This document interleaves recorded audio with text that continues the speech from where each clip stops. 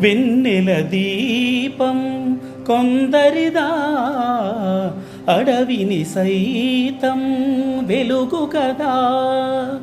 వెన్నెల దీపం కొందరిదా, అడవిని సైతం వెలుగు కదా.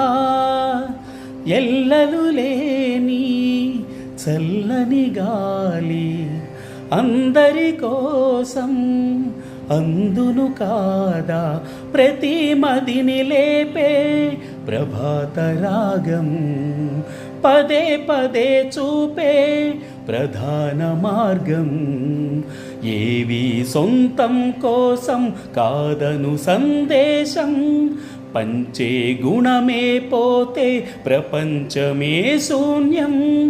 ఇది తెలియని మనుగడ కద, దిశలెరుగని గమనము కద.